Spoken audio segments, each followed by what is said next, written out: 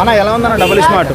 అన్న సినిమా అయితే అదిరిపోయింది అన్న, నిజంగా ఎక్కడికెక్కడ తగ్గేది లేలాగైతే ఉంది సినిమా. నాకైతే చాలా అంటే చాలా బాగా నచ్చింది నిజంగా.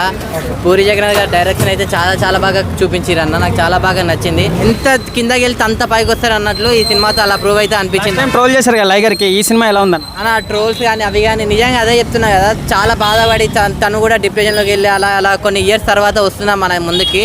సో ఈ సినిమా అయితే వేరే లెవెల్ ఉంది. రామ్ అనే ఎనర్జీ అయితే అసలు మామూలుగా లేదన్న.